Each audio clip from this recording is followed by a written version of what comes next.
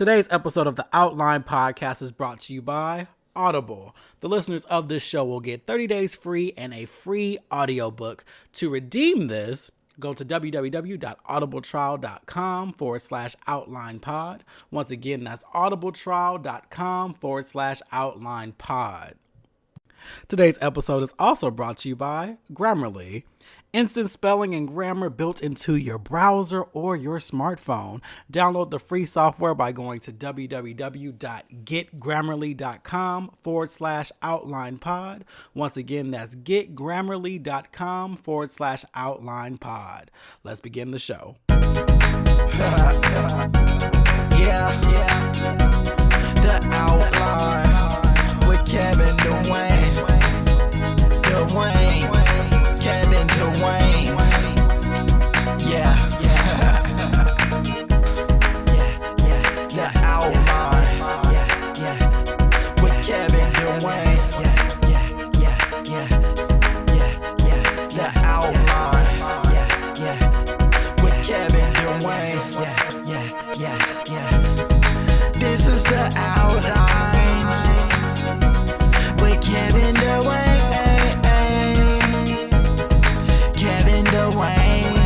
Kevin Dwayne with Kevin Dwayne.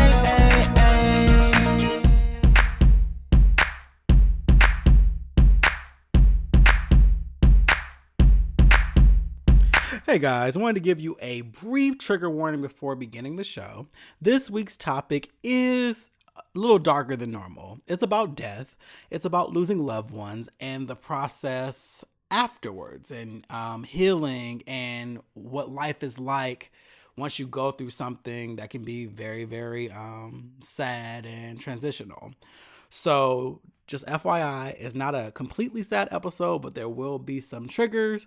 But there's also laughter, there's joking, and ultimately there is healing in the episode. So I encourage you to continue to listen, but I want to be courteous and let you know that this week's topic is a little different than others, but it's still a good topic nonetheless. Hope you enjoy it.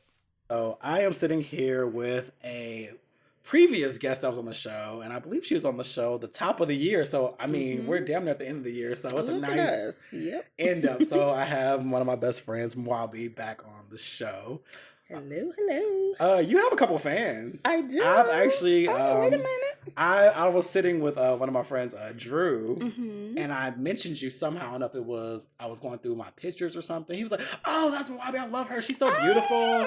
Hey, what's your name? Hey, Joe. And she was like, she was so cool on the show, and I like really loved her. And I think he like follows you and everything now. So I was like, "Come Listen, I am here for it. Come on, fan." Yeah, people really enjoyed the energy that we had, and someone else told me, they said it seemed like I had really, really cool and smart friends. I'm like, I agree. I don't even know how many best friends you have. I do. It's about like 6. 77. It's like 6, and I go down the list all the time. It is Garrett, Christina, you, Charles, Jasmine. Yep. And we are all different, or are we the same? You guys are similar. And I go to each of you for certain things. And I love how we just listed 6. Yeah. Come on now, that's it. That's all you need. What else you need? I mean, because you guys all have different places in my life. I know who to go for certain things, and it balances out. Yep. Sure. So that's how many I have. We talk all the time, people. Right, all the time. Every day, I think. And it's funny because like as you and I get to know each other more, I think it becomes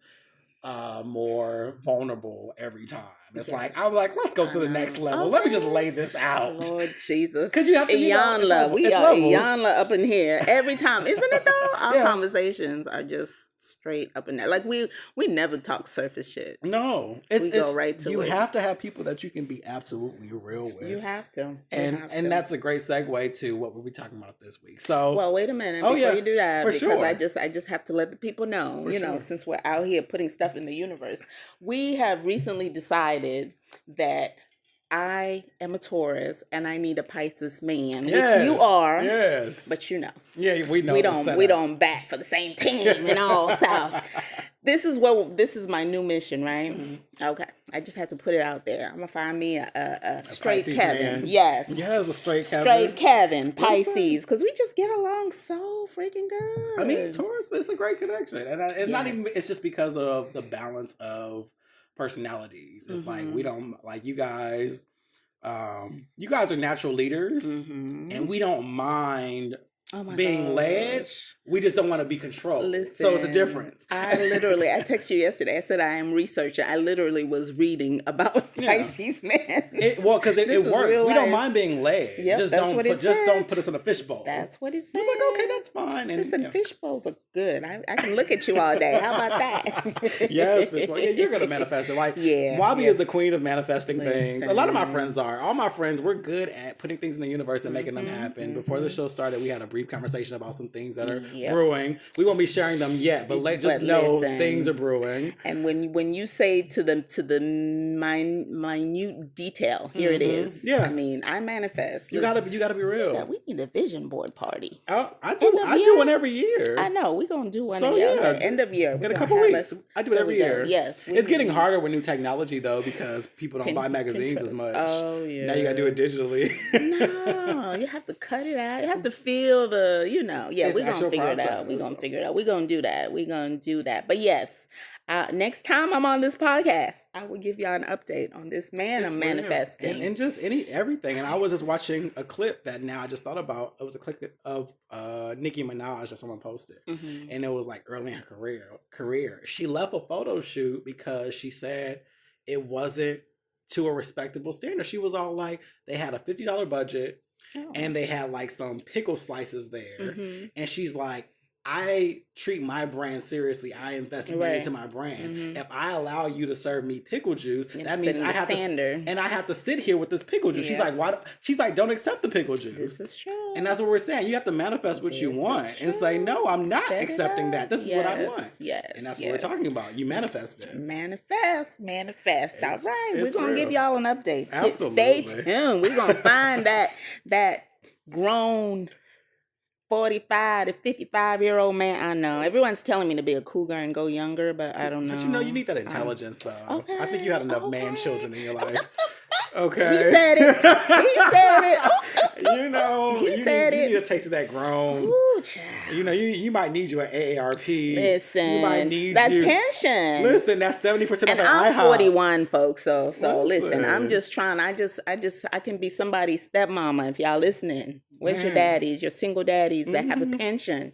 And, Have you seen that meme where it said, you're at the age where the son looks good, but the daddy do too? You're like, well, damn, y'all both look good. Are. I told you about the little 29-year-old trying to holler. All right. Where's your daddy? Because this is where I'm at. I can go either way. But that's real, though. You need a taste of, I know the real. You need a taste of maturity. I do. You deserve that much. Kevin is my guru guide. So yes. For sure. We're gonna do. We're putting it out here while you're playing the outline. Hook me up. Listen, we're gonna. You know what's funny is this podcast has actually hooked up a couple other people. Stop. I'm not gonna call them out, but a couple other people have been on dates. Yes, and I can't get one. I'm like, wait a minute. So y'all get them. I'm giving all the men the cheat codes to me. Like you said that. I did. I told Kevin this. I said he is gonna meet the love of his life through this podcast because they are taking notes. He tells you his whole life. He's told you everything you need to know. Y'all just need to step up. That's it. Y'all listening? Hit him up. And Kevin don't do bullshit, so you got to come correct. Obviously. And that's what it is. I mean, if they listen to the podcast, that's what I told you. I said they just need to start from the beginning because you have told them everything you require. They're probably scared. Like at this point, they're like, okay, I don't even know. Jesus. But we are not going to go the audacity of these niggas. That was such a perfect title. Who's writing that song? Who's writing that book? Listen, where's the t-shirt? Bumper stickers?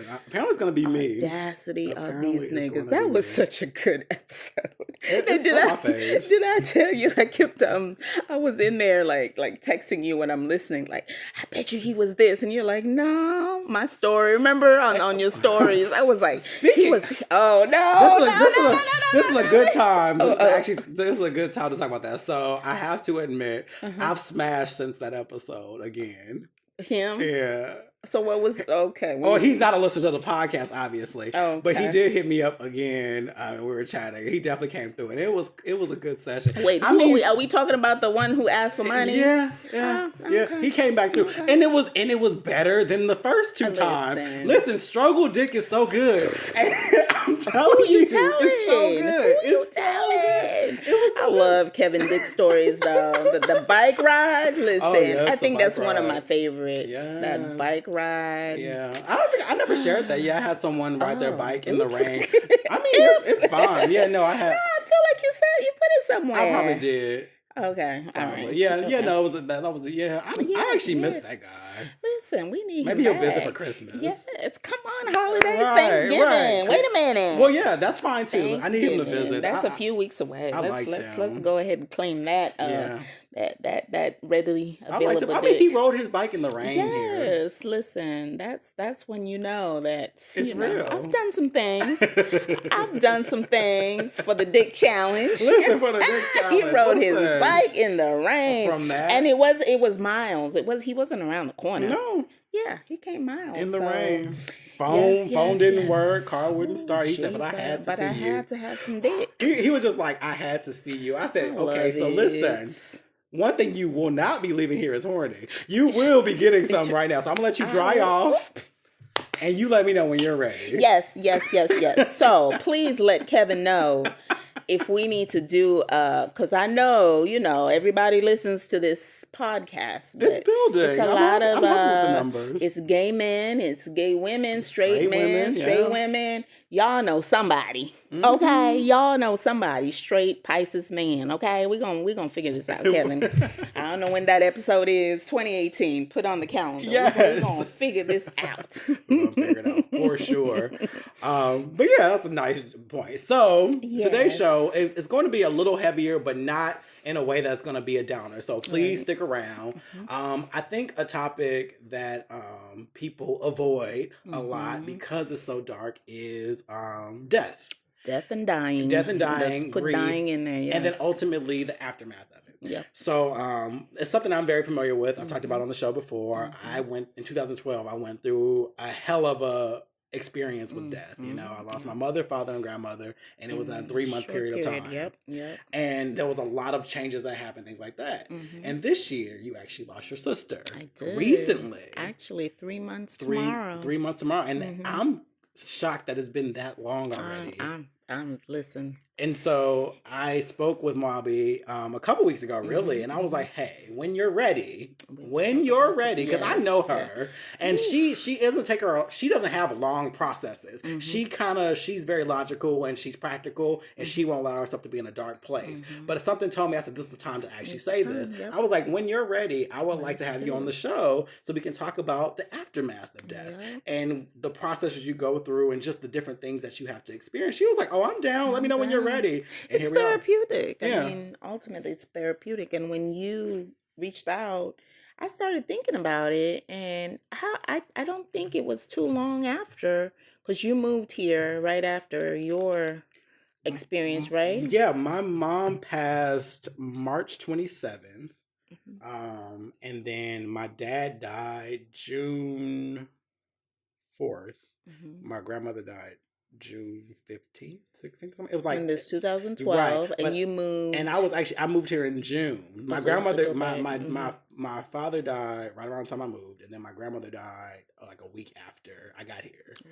It was just bow. It was just quick, but it was a year of transition. I lost my job. Absolutely. It was just a year of transition. Yeah. So when did we meet? Because it was when did you start met working? October 2012. Okay, so that's what I was thinking. I was trying to piece that timeline because I started thinking about it. I know. I started thinking about it. I was like, so we literally met when you are where I am now, If right? I- if- You if were I- where I am now. It pretty was just much. months after. If I wrote a book, you'd be that transitional character. This The person you is, meet on the other side. yeah, this You is would be it. that This character is in the it. book that's like, I literally thought about this because I was like, I think I met Kevin right when you were exactly where I'm at right now. when Pretty we much. met. And that's So, and that's ultimately what I want to talk about, because I think a lot of people shy away from death because it's the fear of unknown. Absolutely. No one can ever really come back and tell us what it's like. Absolutely. And but I think also there's just so much there and the effect it has on the people who have to experience it. let me And tell you. it's It's a a lot. lot. It's a lot. And let me tell you, it's waves. I think somebody, I forget who it was. Somebody posted. I have a friend, one of my running girls lost her grandmother, I think a week after mine. They were really like, so we were in the same boat. And she posted an article, and the author described it in like it was just waves. That's the best way you do it, because you think you're fine. You think you're fine, and then you're driving down the street, and you either see something, you hear something. I mean, at this point, a song can play on the radio. You know what I mean? And boom, I'm crying. I have a thought, I'm crying. And It's it just depends waves. on, and also that I think I think this is a great opportunity for us, because it's someone close. That's important, because I mean, people die all the time. It's always like, oh man, I can't believe this person's gone. Yeah, But it's different when it's someone like, this is your And it's sister. yeah, You had 41 years with Oh her. my God. You Oh know? my God. Yes. You know what I mean? And the day by day, I think that's what people don't realize. I mean, were you living at home when your mom I'm died? living at home. Yeah, so I think that's the part people don't get. Like, it's one thing when you're not there every day seeing somebody, but when you're there with them. And my sister, Kevin knows this. I literally 2014, right? Oh gosh, like November 21st, somewhere in there. I forget the exact date, but my brother and sister's birthday. We had a party for them. And Kevin will tell you I'm very intuitive. And I felt it. Just something in me said to grab my camera and take a picture of me and my siblings. There's four of us. And I sent it to Kevin, and I said, this is the last picture we're taking like this. And sure enough, days later, the transition began, So much. so much transition. My brother, just days after that, something happened. And then my sister, actually at the party, my sister's name is Donna, and she said to us, she was like, I think I have cancer. And we're looking at her like, girl, girl, come on now, stop it. She's like, what are you talking about? And I'm not saying this to be flippant or anything, but you know how it is. So she was like, oh yeah, I've just been something's wrong. I've been using the bathroom more, and I went to Google. I was Googling, and Google says I have cancer. You're You know like, how that, WebMD. like, You're come like, on, girl, girl, whatever, stop. Well, they say I need from what I'm reading, I probably need a colonoscopy. And I was like, girl, I will go with you. Make the appointment. And that's what happened. Days later, after Thanksgiving, she made the appointment, and it was in December. I went with her, thinking nothing of it, just going to be a supportive little sister. The doctor comes out, as you know, colonoscopy, they have to put you under, I guess. Yeah, so the doctor comes out and says, we found cancer. We have to operate right away. And I'm sitting there waiting. I'm like, what? Yeah.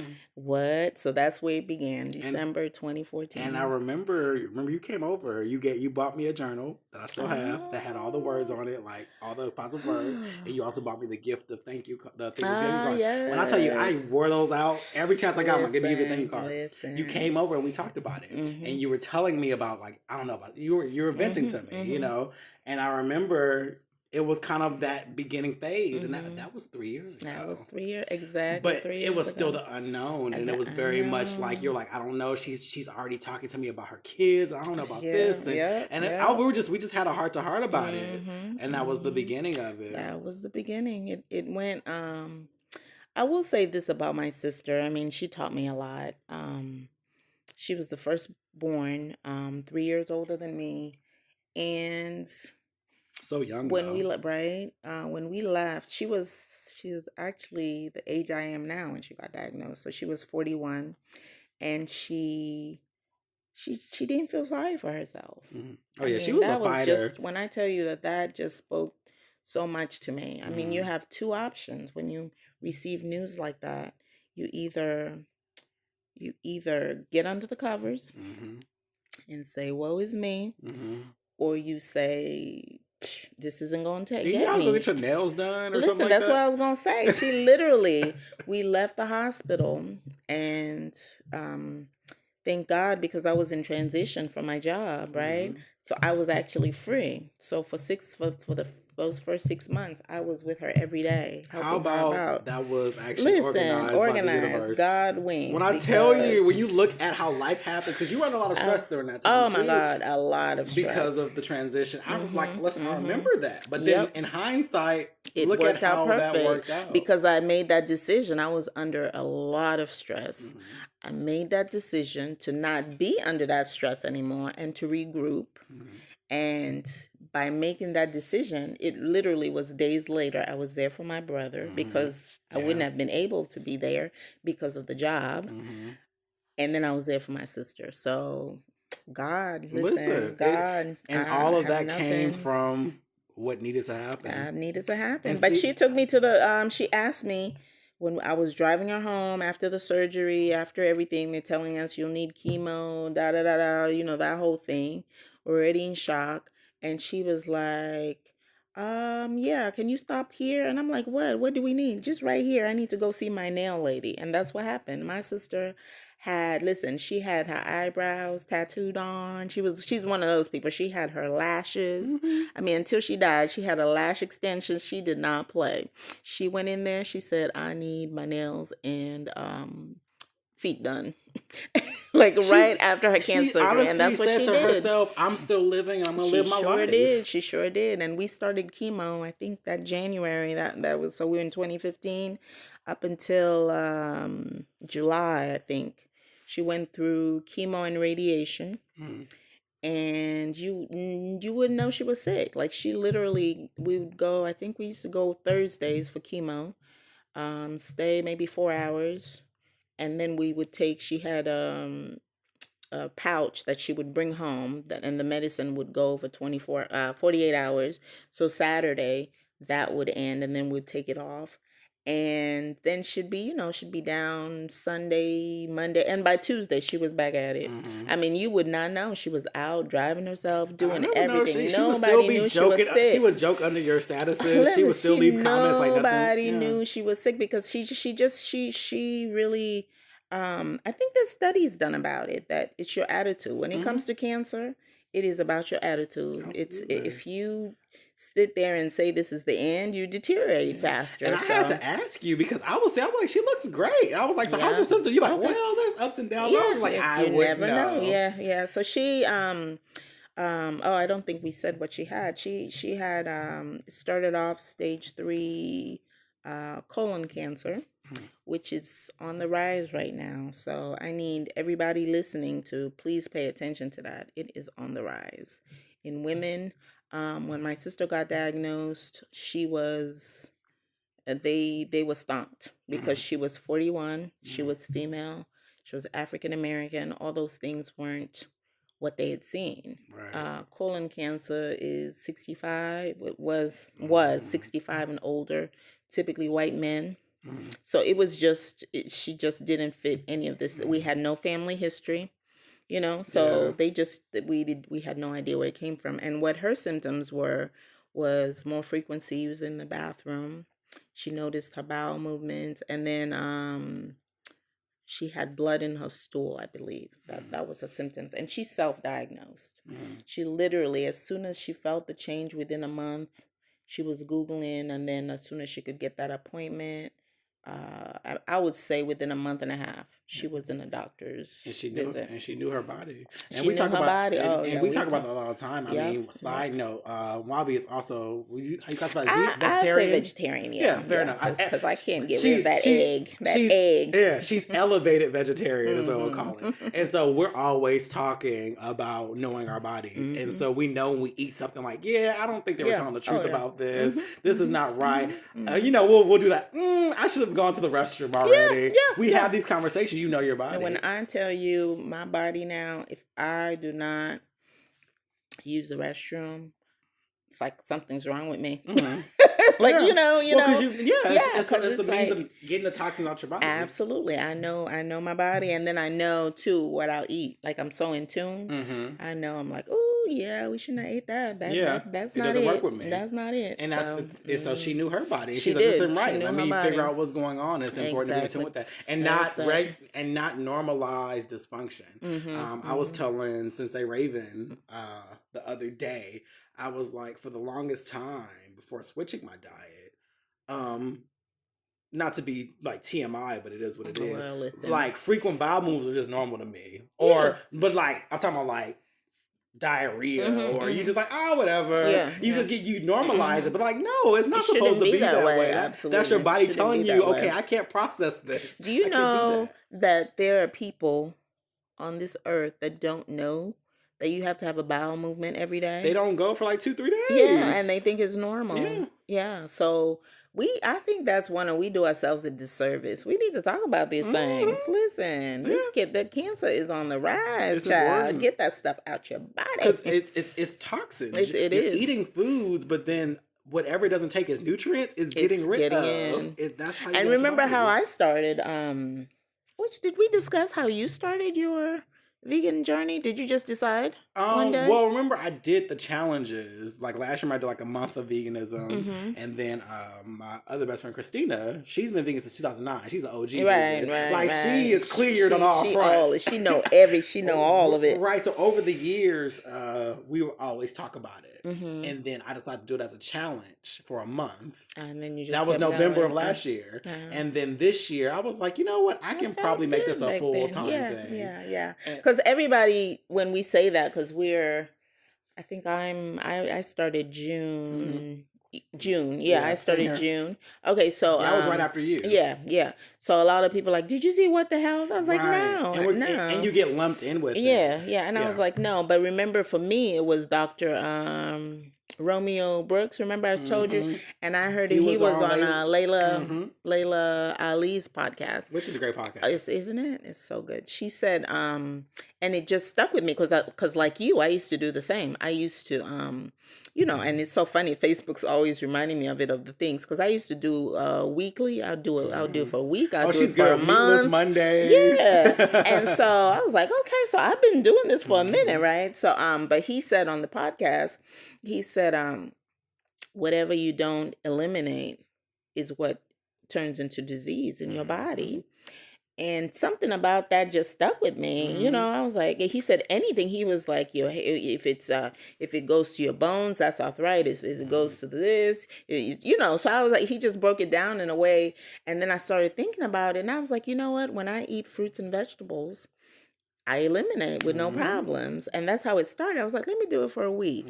And within the week, my knee, every time I run, I used to have a knee brace. I didn't need the knee brace. And that's within a week.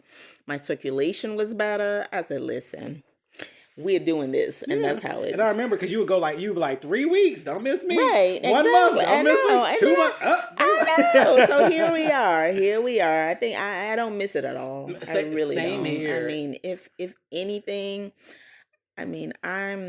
I would say I'm 95%, because my mama. Every time I say my mama, I'm like, I'm not eating meat. Here's some fish. Right. You know how mamas do. Right. So I would say 95%, 96% of the time. I don't have fish. So pescatarian is but an honestly, option. what it still comes down to, you made a change that was better for your body. And that's what comes down to. It doesn't matter Like I tell people, veganism is not a competition. It's not a religion. And it's, why are people so offended by your choices? like I know. I heard it's you on such the it's podcast. such a projection, and I try my best to be like whatever, and they'll sit there and see how happy I am and what it's done. Like it's in people's faces, and still want to argue. Well, is that really good for you? Where are you getting your protein? You saw me lose 40 pounds. You see me doing all this yoga, lifting my whole ass body off the ground, and you think I'm still that flat stomach yoga picture. I was like, listen, come on through. Yes. But ultimately, it's just awareness. But I also get it. It's projection. It is. It's projection. But it comes and off so anyway, it does. It comes off crazy. I don't know what's wrong with these people, and especially that vegan donut. Oh, they were so delicious. I know you're not into sweets. No, I'll eat but them. honey, they were so delicious. Listen. I also have a couple restaurants we can go to. Yes, I have one. Have too. you seen Go Vegetarian in North Druid Hills? Wait. It's on North Druid Hills? It's in North Druid Hills. Like how far? It's like it's John? Decatur area. Okay, I think. Oh my God, But, this is and the they have soul restaurant food I there. just said I wanted to go to. We gotta go. So yeah, we're going. And then there's That's a place our called next date. Chelsea's in Decatur. Listen, we got a list. We gotta hit these We spots. are going. So we yeah, are going. Sure. But anyway, I'm going to Urban Fix next week on a date. Oh, He was like, I want to try vegan food. I said, well, we can go to this spot. If that, especially if that's going to be your flirting technique. Go on. Listen, you know how they do. You know how what they did do. I tell you? What did I tell you? Y'all keep listening to the like, podcast. I want to do yoga with you. I'm like, no, you want to have sex with me. And that's your input. Flirt technique. Listen, y'all want to get with Kevin, just come through me. I'll tell you what to tell him. I know these things. Don't be on no bullshit.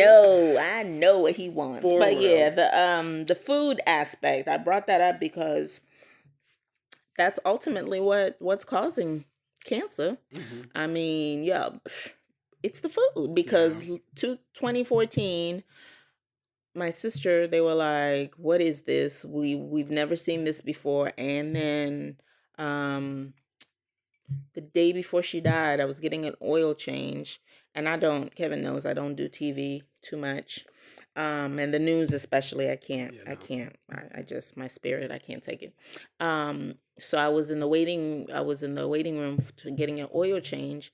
And on Good Morning America, they had a segment. So this was August 9th. They had a segment saying, saying that cancer, colon cancer was on the rise for women. And I'm sitting there like, what? I literally, like, my eyes shot up because I was like, wait, in women, what? She was, this is just 3 years. So just to give you an idea, not even a full 3 years.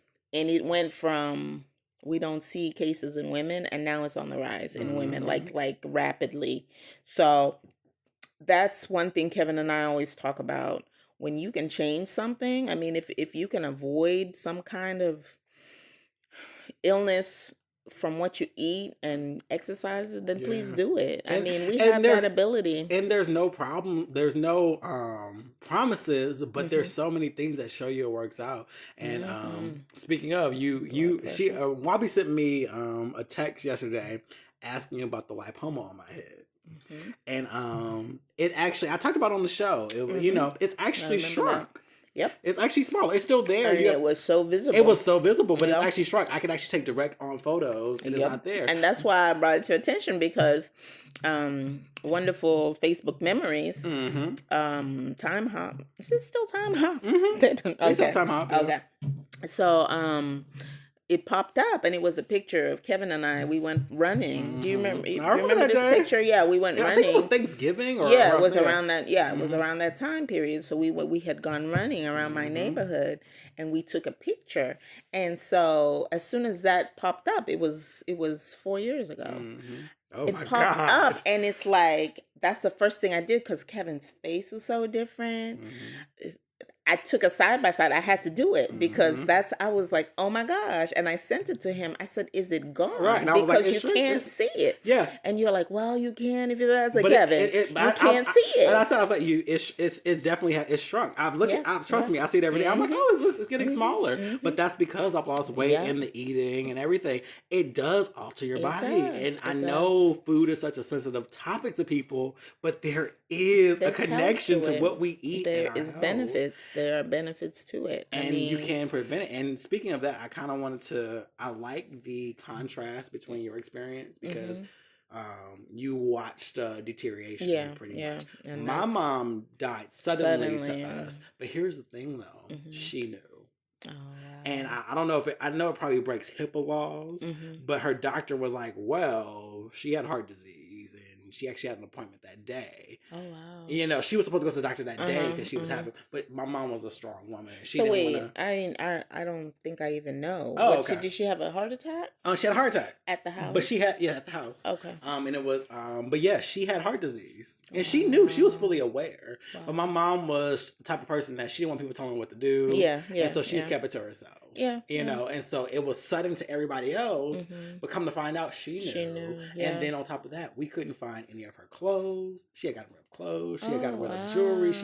We were like, where's all her stuff? She knew. Wow. She knew, and she kept trying to give hints. Wow. And I just was not picking up because I was so busy in my own life. She kept saying, I'm just not feeling well. Oh. And she would emphasize, I'm sick. And she would emphasize, I'm tired. Wow. But she would never say, because she was a very woman that she wasn't a vulnerable type person. But you know, with heart disease, it just moves so fast because she could have had that appointment, the pacemaker. It's like, you know what I mean? You try to hold on. It would have gone fast as far as quality of life, and you know what I mean? So she was probably holding on to that.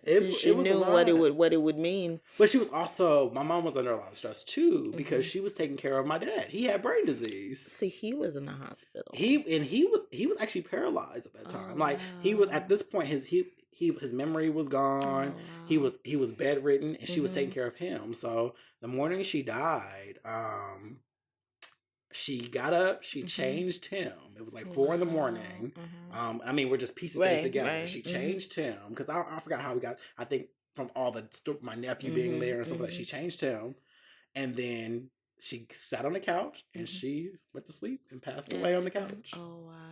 But so when I was at home, I heard the ambulance outside. I thought it was my dad because a week before we called the ambulance. My cousin. Oh, but here's the thing though, my cousin was only staying with us for a night. Let's see. My mom called me and said, "Oh, your damn cousin's coming over here tonight. Lord help us," because she's the cousin that's crazy as hell. She's like, "Oh." And so I tell everybody that it was funny because it was the best interaction, my last interaction with my mom, because I came in, I was just having lunch with my sister who was mad at me because I missed her birthday at a club. So I took her out to dinner to make up to her. And then we called my mom. My mom called me because I was having issues at work. Work wasn't working out. And it was whatever. She was like, I just wanted to make sure everything's okay. And I'm like, yeah, it's fine. I'm having dinner with Lisa right now. She told her, I said, hi, she got to come see me, blah, blah. And, you know, that was that. So I went home, came in, and then her and my cousin were sitting there. My cousin was like, ooh, Kevin, you done got fat. He's like, thank you. And my mom was like, you done got eyesight. And my mom said, I know your fat ass ain't talking about my son. Yes, mama. Now, she's like, I know your fat ass ain't talking about my son. Yo, she just went in on her. But isn't it always the fatter people? It's always the fatter people. So I literally I just laughed and I said goodnight. And that was me and my mom's last interaction. I laughed and I was like, good night. So went to my room. The next morning, the ambulance was there. I thought it was my dad.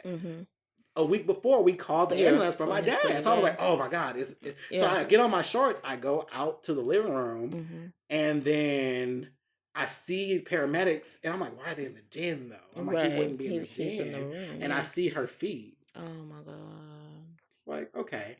And then my cousin's sitting on, it was like a little day bed in the middle room. And she's like, she's gone, Kevin. She's gone. I'm like, wait a minute. She was the cousin that no one could stand. She wasn't all there. Cousin Fate. That's why everybody was just like, she cousin Fate. But it makes sense that she was the one that discovered my mom because she could handle that because she was weird. Okay. And because oddly enough, my nephews were staying there too. Oh, my nephew said that they saw her and they thought she was asleep. They were like, oh, let her rest. Yeah. And they just left. Because she's on the couch. So the cousin literally was there to discover her because none of us could have handled discovering her. That's how I look at it. Yeah. And the cousin's behind me. Especially after you just were laughing.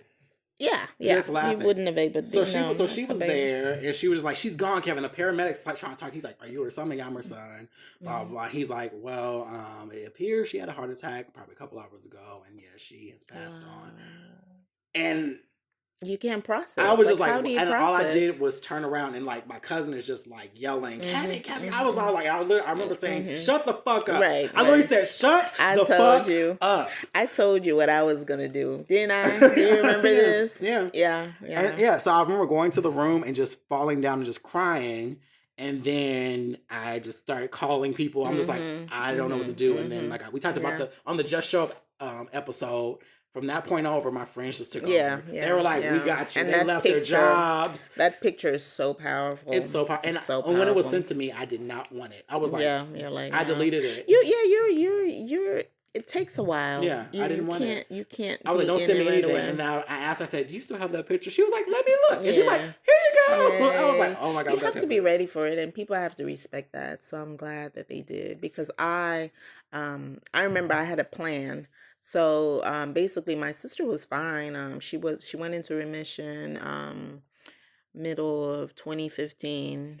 September 2015, and then I think New Year's Day or New Year's Eve 2015, she started feeling something again, and then ended up back in the ER, and the cancer was back, and this time it was stage 4 rectal cancer. So it's passing to different spots. Yeah. And so rectal, basically they've lumped it together. It's colorectal cancer. And that was 2016. She was okay. I mean, did we go back to chemo? I can't even remember the details, but she was still doing like before, where she was still be down 2-3 days after treatment, and then but be back to normal. She was working. She was self-employed. She was doing everything. I mean, traveling. Went to China. Oh. I mean, she was traveling. She was doing stuff. It wasn't until I'm gonna say Thanksgiving. Well, no, Christmas of 2016, when it was a noticeable change. Started getting tired, and she started. You could just tell the change. She, her appetite, everything, and that's kind of when again I felt it. I was like, okay, we're turning that like out of her whole sickness. This was the first time that I felt like she was sick, and so we started off the year January to where it just was one health thing after another, right? Yeah. So we have to put you on these meds to control this. Well, whatever meds they put on shot her pressure up. So she had really high blood pressure because of these meds. Well, high blood pressure, then you can't have chemo, right? It just got into this thing where you can't. It was just one thing after another. Get on top of it. Yeah, it was like, okay, we to control this, we're gonna give you this. Whatever they gave her this. It just and it just started, and then so January through March. It just started going down. Let's say that it started deteriorating, and I would say March, April, May. Yeah, it's just deteriorating. I mean, I think our hospital stays started back in May, maybe, and you know this, and where we were literally in and out of the hospital. And it was a very dense thing. Like I would kind of catch you when I caught you, but I didn't remember. It was like a lot going on. It was very much. And it was I was ready to call a therapist or something, because I was working full time, and my mom and my sister, my little sister was back, but it was too much. It was like I would leave, I would go to the hospital in the morning before work, then go to work, then get a call or text. Oh, her pressure was this high, or dang near flatline, and I'm like, oh my God. Not to mention, Mwabi's a mother, and you were in a relationship at the time as well. It wasn't like that was the only thing. You had other things building up too. It was so much, and I think that's the worst for me, because I thought about this. Speaking of how your mom went, I thought about it. I was like, would it have been easier to for her not to wake up? Because that was my biggest fear, right? After all these things were happening, where it was like, if she takes this, my biggest fear was that it wasn't the cancer. We got to the point where it wasn't the cancer that I thought would kill her. I thought it would be she wouldn't wake up. Do you know what I mean? So that was my fear for the longest time, or if they had to give her surgery or anything, like, you know what I mean? Yeah.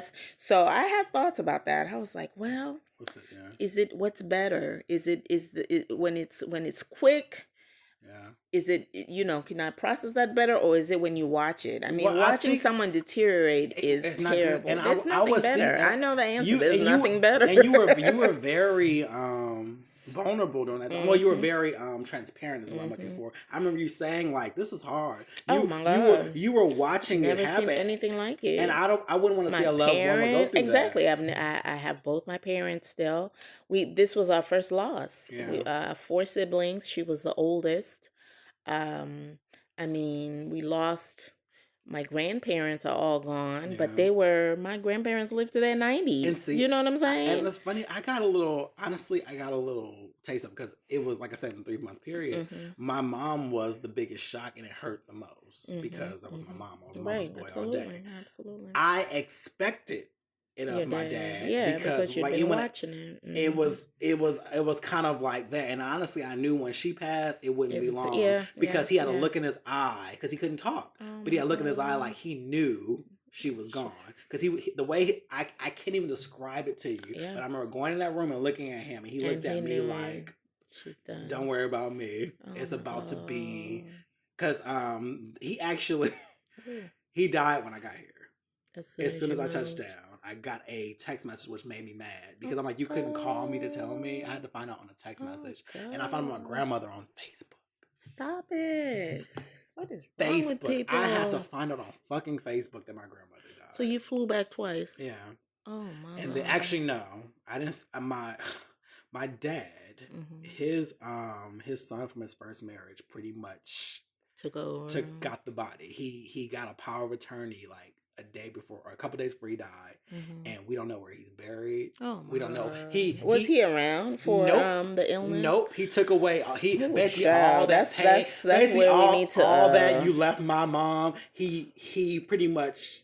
That was his vengeance. So I don't know where my father is buried. I don't know what happened with his body or anything. All I know is he passed away, and that was it. He didn't. No one on my side of the family even knows where he is. My mom's grave has a cousin next to her. It was supposed to be for him. We bought 2. It was for them, and I have a cousin who's next to my mom now because we had the open space there, but it was supposed to be for her husband. But that's a whole nother thing. What kind of closure was I'm just saying, this dude looking for? You reap what you sow. And let me tell you, that can be the next thing that we talk about is what the sides you see of people when death happens. Yeah. Oh my goodness. Okay, well, because I don't want you to have to relive too much. So let's move into the next part. So let's talk about the aftermath of it. Do you remember the day after the funeral? Or even the week after. Yeah, well, or a week after her death. Yeah, let's get to her death. God, I think, did I tell you? We're intuitive. I guess that's the best word. When Holy Spirit speaks, we listen. You and I, we're like that. And what happened was right after I literally, because I was getting an oil change, I switched up my schedule. I used to go to the hospital in the morning before work, but because I needed that oil change that day, I was going to flip it around and go after work that evening. So everything's fine. I talked to them, and I don't know, maybe my mom just didn't tell me. I don't know what it was, but I went to work. I got to work happy. I mean, I'm over there dang near singing, oh, happy day, oh, happy day. I sit down, and within an hour, I start crying at my desk. And I don't know why. Like, I'm literally just crying.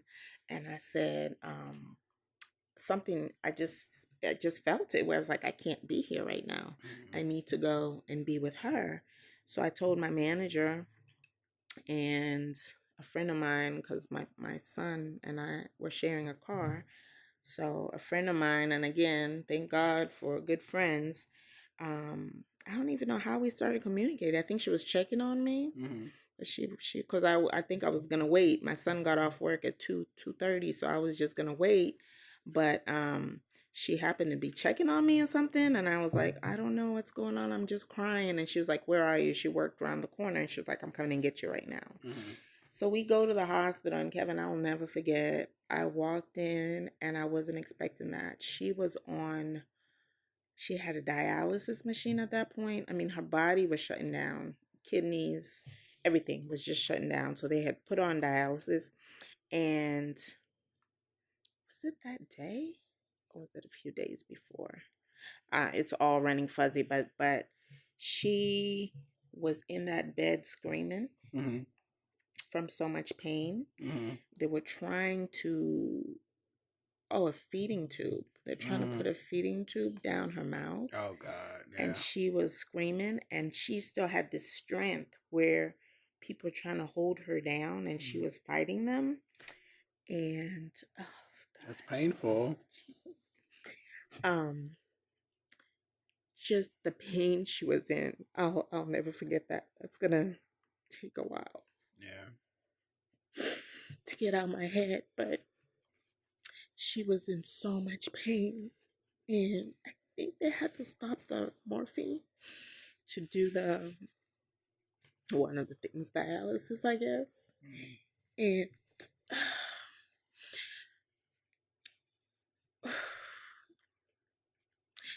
I hate that I saw that, but when she died hours later, so this was maybe 1 o'clock on August 9th, and when I tell you she was like that all day, and I felt it. I mean, bless the doctors, they were trying to hide it from us or something, because I met with the doctors, a team of doctors, and they'd been trying to get her into hospice. And my parents, I mean, I'm from Africa, I'm from Zambia. My parents weren't having it. Mm-hmm. So I was trying to be the go-between. As you always, Yeah, the middle 'cause- child is always okay. gets stuck with all the Because tasks. my parents are over here like dang near cussing these doctors out. Like, don't you ever Right. tell us hospice, because that means you're giving up on our child. And I'm looking at them like, yo, it's a cultural thing. You know, I'm trying to explain this to them. And then some nurses came in and doctors, and you could hear them talking, like she was briefing the team, saying, I don't know what floor, fourth floor, whatever the ICU floor is. They're like, be ready, we may have to go down there. And so I just knew it was coming. But the hardest thing was seeing her in so much pain, because it didn't stop. She ended up, I left the hospital to get some rest, and I was like, I'll be back in the morning. Again, I have this terrible habit. My ringer is off. It started off as a habit, right? And now my ringer is off. Like, it's off all the time. I have to look at my phone to know someone called me. And I happen to be, and I sleep hard. I'm one of those people that once I sleep, I sleep. I happen to be turning over at 1:30 in the morning, and my sister, I just missed a call at 1:29. Look at God, right? Right. And I answered the phone, and my sister's screaming, my little sister, she's gone, she's gone. And then she said, and then she was like, but she's in ICU, she's gone. I'm like, which one is it? You know, I always try to be that practical one, right? Like, I was always the whole journey, always thinking, okay, life insurance, okay, what do we need? I was always trying to do that part. So I rushed back to the hospital, and sure enough, she's in the ICU, she's flatlined, they moved her down there. They're still trying to get her, but she's still in pain. She's still screaming. I mean, she has a thing over her mouth, and she's still screaming, oxygen. And again, I left because I was like, okay, I'll be back, because my son had to leave at 6 in the morning. So I rushed back home. And again, as soon as I closed my eyes, I opened my eyes, and they were like, she's gone at 6 a.m. I think I left the hospital at 5 or 5:30. So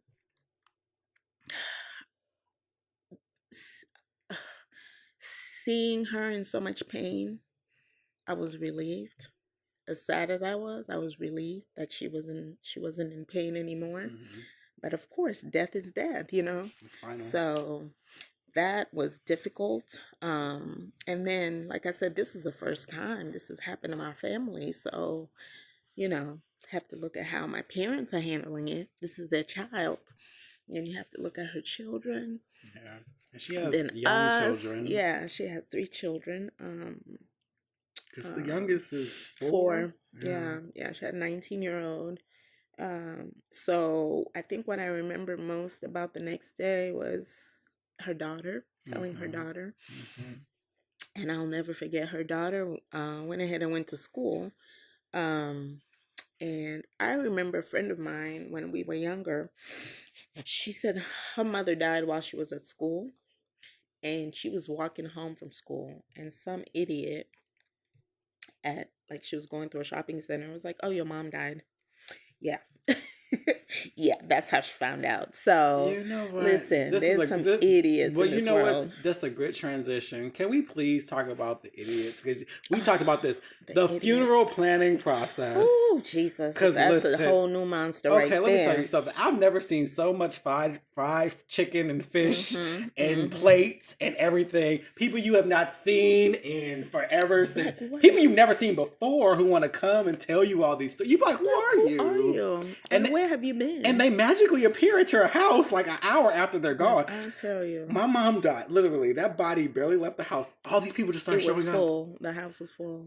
People just started showing up. I literally went to my room because I had already gotten into it with my family. Yeah. My sister threw a chair at me. Oh, God. She was already ready to discuss money. She was already ready to discuss everything. She threw a fucking chair at me 10 minutes after they got the body out the house because my name was on everything and she felt away about it. Well, here's that thing. Did you live here? I mean, like, listen, it is what it is. We're in a better place now, but back then, I remember Garrick was there. It brings out the worst in people. I will say that. Funerals bring out the worst in people. When I tell you so many people had opinions, and I'm like, where have you been? Where everybody wants to talk. Where have you been? People came up to me talking about, why did you use this picture on the program? Who are you?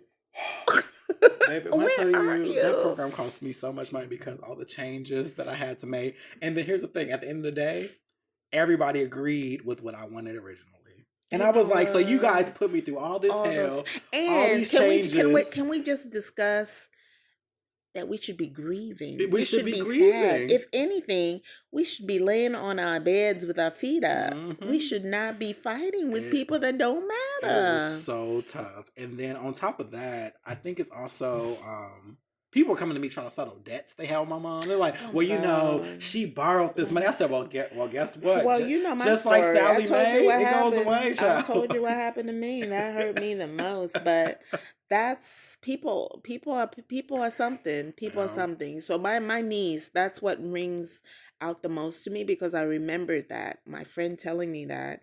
So, and she was at school and, you know, again, like you said, people had started coming. And so the driveway was full of cars. I said, oh no, she cannot come home to this, you know? So I made sure they went and picked her up. And I said this, you know, my niece, right? You know, A-Marie. Yeah. I had just said this to the house. I said, all right, her folks. Poor spirit, though. She's such a spirit girl. It's going to go in 2 ways. It can go either this way or that way. It's either going to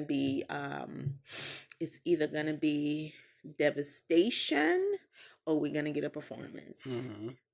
And sure enough, I was at the stove, I think making a cup of tea or something. And all I heard was, excuse me. All I heard was she walked through. I heard her scream, "Where's my mom?" at the door, and I said, "Uh-oh," and I dropped the thing, and she ran in the house because of the chair, you know, she used to sit in, and of course there was a few cars, so she and her father picked her up, so already she's being deductive. Already she was like something that, and her father made sure to take her phone as soon as she got in the car because again, funeral etiquette people don't them know how RIPs. You don't even check with the family. Like I literally, when I tell you I left the hospital at 5:30, I think, I just shut my eyes. I opened my eyes. To my sister, I had a lot of missed calls, and I knew because I had a missed call from everybody, my sons, so when I called, she's like, "Oh, she's gone, don't put it on Facebook." I'm like, "What are you talking about?" I hang up the phone, and I have notification saying "Rest in peace." I was like, "What in the world?" People can't hold water. People are terrible, and I mean, I understand I don't know if it's because we do that for celebrities and people just carried over, but there's an etiquette to it, people. But there is an etiquette. You There's have a funeral to allow etiquette. for it. But You have to allow the family to, let us have a day. And actually, remember I told you this. Did I tell you this? Or I told people? I think I told you this. My plan, because I knew it was coming. I knew it was coming. I mean, she was deteriorating. I told my family, did I tell you this? That I was coming to you. Probably. Okay, but this was my plan. I had told my brother-in-law and my sister-in-law, I said, when this goes down, y'all won't be able to find me. All right. Yeah. I offered you my couch. I said, listen, I'm going to be at Kevin's. Yeah. I'm going to have my phone off. So y'all just relay that message to my mom and my sister or whatever. I'm going to be at Kevin's. But it just so happened that the car situation. But that was my plan. My son's car broke down, so we were sharing a car. But that was literally what I was going to do. I was going to turn my phone off. I was going to come to your couch for a good 4 hours, process, and then go face the music. Yeah. So here they come. And my sister, one thing I do miss about my sister is we used to have these jokes and share looks. So it was just funny seeing the people, you know what I mean? When you had conversations, like if you had a conversation with your mom or whatever, and then the very person you talked about come in acting a fool or acting like they did something. Yeah, so that was funny. Listen, so that was a funny part of it, but I saw some very ugly parts. I mean, people wanted to have opinions on everything. My sister and I, my little sister and I and my parents were planning stuff, and I didn't want to open casket. She did. You know what I mean? So it's just little things like that. It was all type of shit.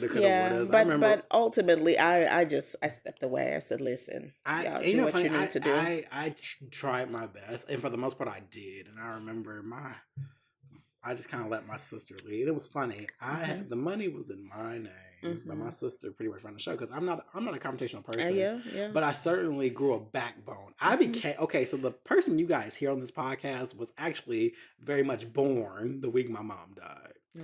Because I had to stand up and actually people who otherwise I won't say bullied me, but people who I used to cower to, I always said no. Yeah, this is not happening anymore. We knew how to say no after that. But I remember, I never forget.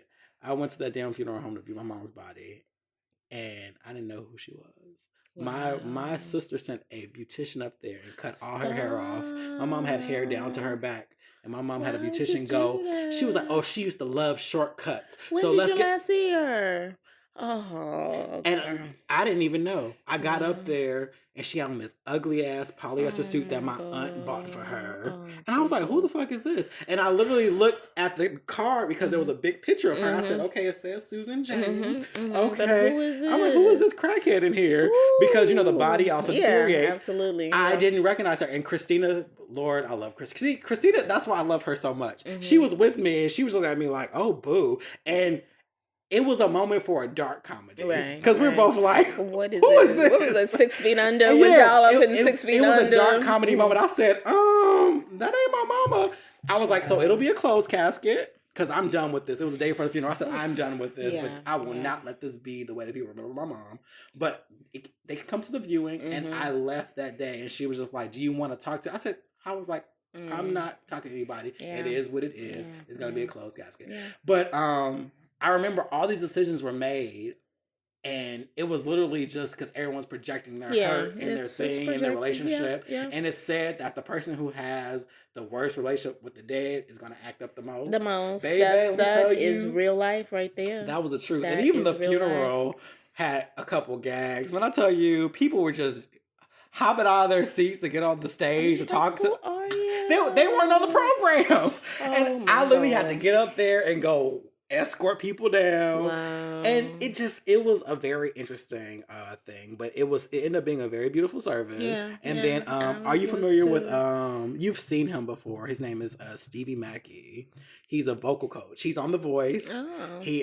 He's been on Love and Hip Hop. He's Monique's cousin. Oh, wow. Anyway, he was a good friend of mine, and he reached out to me. He was like, he was like, your mom. Well, no, I haven't talked to him since then. Okay. But he was like, your mom was so encouraging to me, and she always said I could sing. I would love to sing at the funeral. I was like, oh my God. He sang at the funeral. He sang her favorite songs. He tore up the church, and I'll always remember that. So when I see him soaring, because he like works with J-Lo, and I see him soaring, and I was like, wow. And I always think about that kind gesture. Because she met him, and she was like, you a good singer, and so he reached out to me and said, probably needed that encouragement. He'll never forget it. And he was like, I will sing for free. Wow. Let me know. And I'll never forget that. Yeah. My favorite moments, well, yeah, I'll call them my favorite moments because they were. It's bittersweet. Were the moments that touched me the most. Like, I mean, people are people. And I tell you, we had to find a friggin' venue for a funeral because it was so many people, and her church wasn't gonna fit people. I mean, I think we had dang near 400 or 500 people. Yeah, she was well loved. She was really well loved. But it was the people I knew she had genuine friendships and moments with that those were the ones that broke down. Do you know what I mean? Yeah. Like they got to see her. There were just some people, that when I mean, I'm not saying the people that came didn't respect her and everything, but there's people that are fluff. You just know them. You don't have for the show. Yeah, you don't have deep conversations with them. You don't have surface conversations.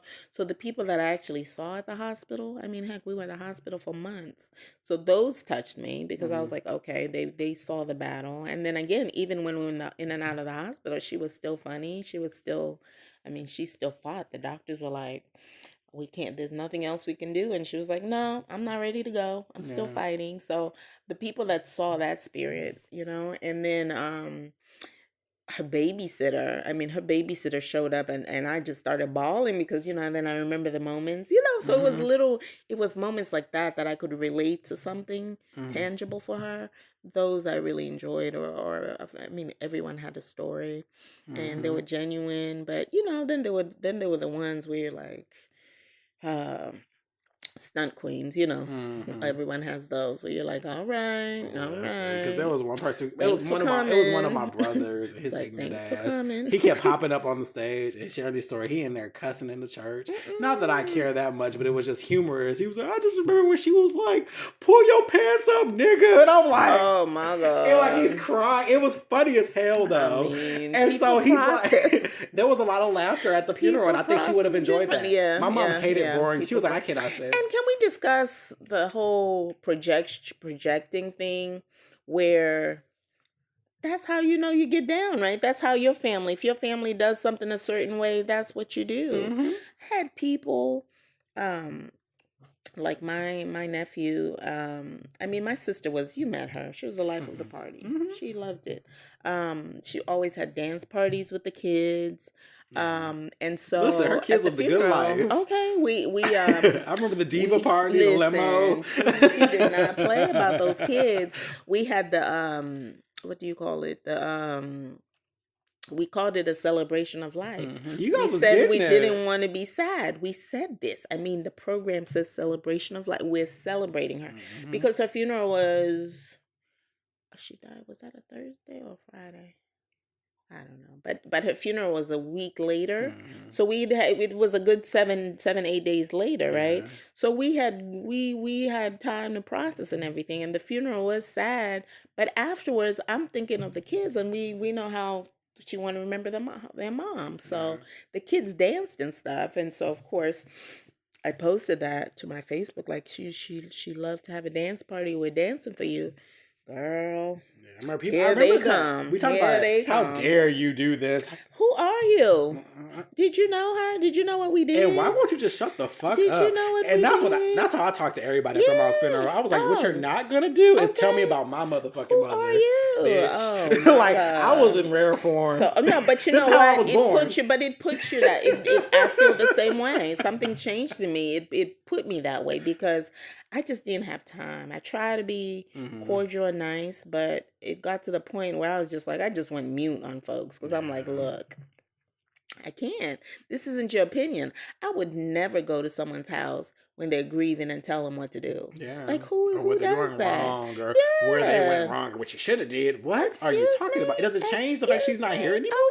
Okay. And if you knew her, my sister's hilarious. But we discussed it, which I do want to let the listeners know that it's hard conversations to have, but you got to talk about it. Life insurance, all that. Put stuff in order and stuff, and what her wishes were. I'm glad I asked my mom. I asked my mom maybe like 2 years before. I was like, I know this is hard, but I just want to know. You asking about your dad, probably. Well, I was asking in general. I was like, is there? She's like, I do have a policy. Wow. This is the setup. Blah blah blah. Yeah, I keep just saying I need to email it to my kids. These tech children. Well, because there was a lot of things going on. Like, I mean, I'm trying not to be out slandering people, but there was like, I'm just gonna say I have some conniving people in my family. So there was some shit where people were trying to switch stuff up at the last minute. Them dollars bring I would out call the the insurance company and they'd be like, "Oh, I just talked to someone." So I said, "Well, why are you talking to them when my name is on it?" Because there's we're gonna figure it there's out. behind the scenes stuff, and so that's what I'm saying. So I was glad that I knew, but she also told other people in the family. They were like, "Listen, Kevin, I know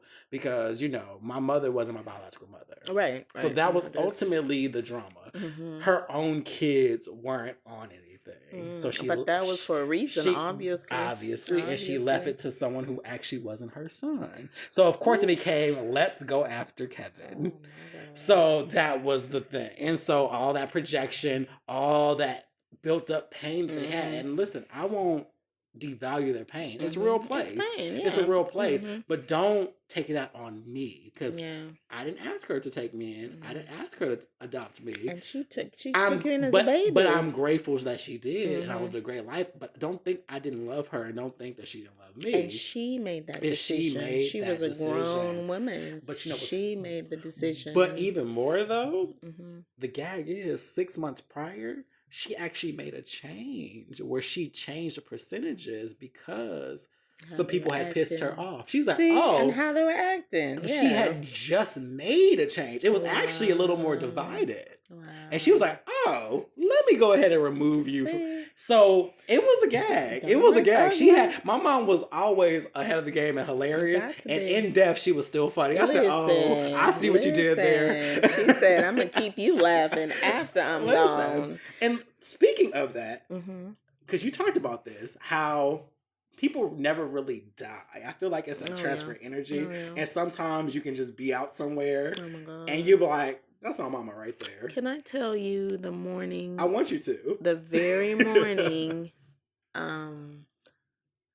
where were we going? I think we were leaving the hospital. We just left the hospital. I know what I could take. I wasn't there for the last breath. And I'm fine with that because of the 24 hours. You enjoyed enough. And I didn't do the morgue. I was good with that.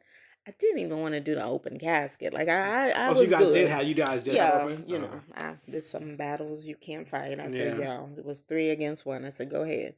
So, but we were driving from the hospital to the house, and a yellow butterfly flew by, and I knew that was her. And I just saw one. I hadn't seen one for a while. And with everything happening this week, what we just talked about before the podcast, I saw one yesterday. So I know. There was another one. Was it a car wash or somewhere where you saw a purse? Yeah, I went, what did I go do? I went to get air in my tire.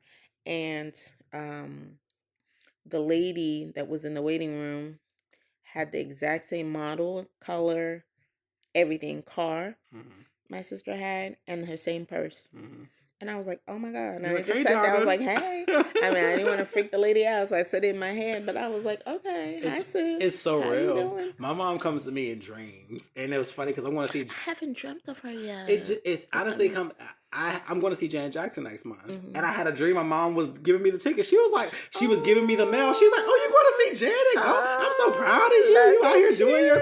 She was like, you all independent and doing it. And I remember waking up kind of smiling, like, because it was literally just how she was. Like, she always celebrated everything that I did. She was always like, still around. She's always like, I'm so proud of you. Like, she was always happy about me going to college. She was happy about me. Like, you're living a life I didn't live. And that was the dream. She was like, she was giving me a ticket. It's like, oh, look at you going to see Janet. You know, I love me some Janet. That makes me so happy. So yeah, I was down the line. I'm open to all this stuff. I'll probably end up seeing a medium or whatever. So I know, you know, I told her, I said, girl, you want to come see me? Come see me. I'm good. So I'm open to that. I'm good with that. But it's just, I think it's fresh for me, right? Absolutely. So it's only been 3 months. So I'm still in those waves. You literally. Well, and let's unpack that. Grief is a weird thing. Like, for me, the adrenaline of it all caused me to not really sit in. Of course, I was crying like a baby the week of and over time, but it wasn't heavy. It was just the shock of it all. And I was so stressed out dealing with family. Right. I was so exhausted. I just needed sleep. It didn't really hit me until I got here. And it was winter of 2012. It was actually when I was starting at Coke. Like when we met, that's when the grief started hitting me because I was in a new place. My roommate cousin had just met her now husband, so she was always with him. It was cold. And you know, I was just I was working. I was working harder than I ever worked before because I was living at home for 26 years. And suddenly you're grown. Suddenly I'm a college student with no net. Because, you know, most people go to college and have their parents at home. I'm this 26-year-old college student, quote unquote, you know, because I'm living this life of like, I don't have a backup. And it kind of hit me. And then I had no one to call that was going to be like, well, I did. But it wasn't my mom, though. It wasn't my mother who literally was like, it's going to be all right. It's going to, you know. And so that's when the grief kind of started crumbling. It just hit me out of nowhere. And I would have these bouts.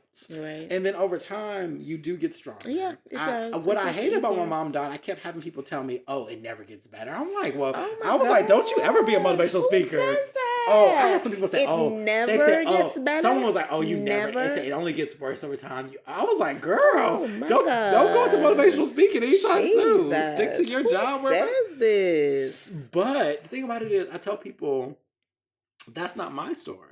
Honestly, I don't wake up every day thinking, oh, my mom is gone. But like you say, you'll hear a certain song, you're like, oh my God, my mom. Or I'll smell a scent. Exactly. I was going to say that. And you smile or you remember something. Or I'll make something and I'm like, this tastes just like my mom.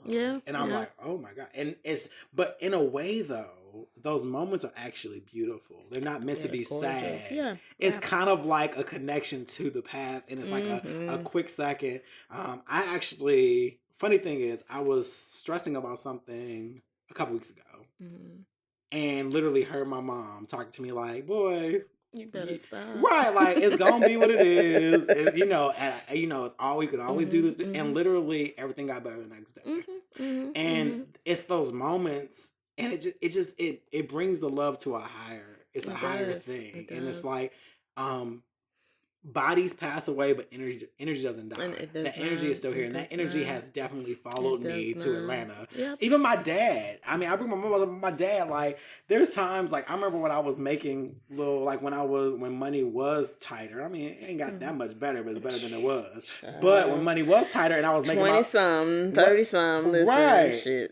When I was making my lunches to take to work, I thought of my dad. Because my dad, he always had his little cooler. And I remember it was a red cooler with a little white top, you know, that rolls up. He would always have a banana, an apple, a sandwich. And there you had it. And literally, I'm packing the same thing. But that was my connection to him. And then all those lessons that I was one in the ear, out the other, it actually did stay. I thought it was out the other. Nope, it was there just logging, ready for me to listen to it. I'm doing all the things that they were teaching me over time. Always get your oil changes. That'll make your car last. Always buy the name brand because it'll last longer. They're like, when you buy the cheap stuff, you replace it every year. It's not bougie. It's a good decision. That TV right there I've had since 2008. Look at that. 10 years next year. Still work. My mom always said, no, you buy the name brand because it'll last you longer. She's like, who wants to replace a computer every year? Every year. Look at you. I've had this Mac since 2011. That's what you. she always taught me. She's like, it's not about bougie. It's about true. being smart It's about your true. money. She was like, if you take your car to get an oil change when it's due, you will not have problems. Had that car since 2011. Yep. And only got 60,000 miles on it. They're trying to buy it from you. That's how good it is. All these little things my parents taught me. We're listening. Listen, be careful with your money. Yeah. Try to save things. Don't do this. Don't do that. We're grown-ups. Listen, we're grown-ups. But and for those me, little things. I had 41 years with her, right? Mhm.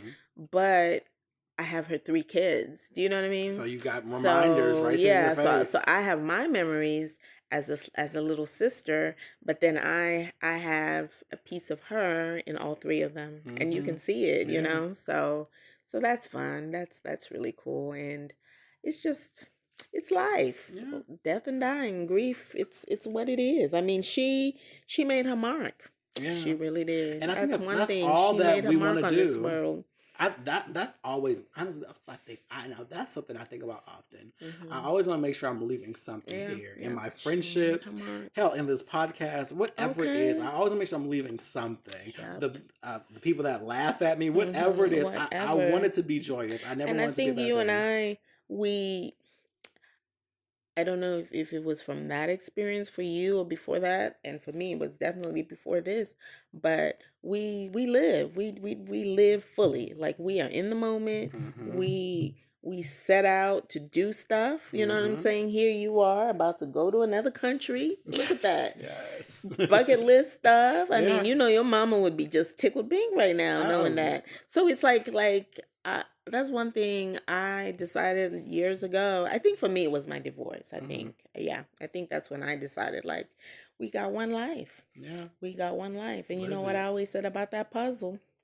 That first piece is your birth, and that last piece is going to be your death. Feel it. All those puzzle And that's pieces that full are story people something. to see. Yeah, so I make sure. I mean, I'm supposed to be running my 11th half marathon Thanksgiving Day. Yes, God. So there's that. There's, you know, like I'm out here. I do stuff. Like I want to, you know, I want to say I did it. I want my kids, if not my kids, my grandkids, I want to leave them those medals, you know, my running medals. Like, once upon a time, my grandma or my mama ran a marathon. Like, little things like that. It means so much. It does. Absolutely So does. that's where my focus is now. It's like I just live. I don't dwell in too much, because it's gonna end. It's gonna end, folks. And what is it? What are you leaving behind? What's your legacy? I really want to say I was here. Do you hear us talk about jobs at all during this? No. Because it doesn't matter. No. Think about those memories. Think about your family. Think about your legacy. Exactly. And please get your, if you're in a relationship, make sure your significant other, your partner, knows your stuff, where stuff is. I mean, the things I have learned. Because that scavenger hunt is not fun. Right? You probably learned this. Did you know that for your bank account, if you don't designate where that's going, they give it to the state? I'm like, what? It goes to the state. What? Yep. So stuff like that, Well, I just learned. You know what? Oddly enough, I already have a beneficiary. I have a life insurance policy and a beneficiary. I've had it since I was 20. Well, funny thing is, my mom had life insurance policy on all of us, and so I just kept it, obviously. Right. And then I have a beneficiary and all that. Everything's set up, and I've already talked to them. I said, "Listen, And that's girl," what it is. and I'm gonna tell you right That's now. the I was like, "Listen," do not waste the money on a huge funeral. I said, have a memorial for me. Exactly. I said, I'm okay with cremation. Planting. Honestly, plant a tree in my honor. Okay. And then I was like, enjoy that money, My girl. Go on a sister- vacation for me. My sister wanted to be cremated, but again, People take over. This is African parents. You are not cremating no Listen, African take child. over. But that's that's just something she knew what she wanted. I've heard of people that.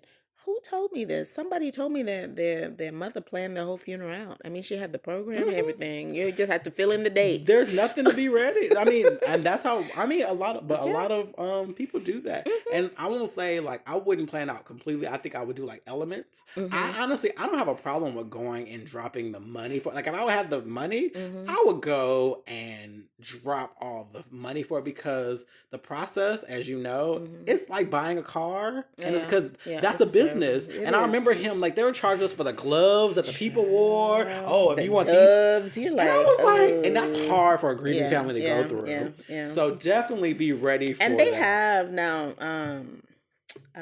as we saw with lovely Phaedra Parks, whatever she was doing that. Y'all know they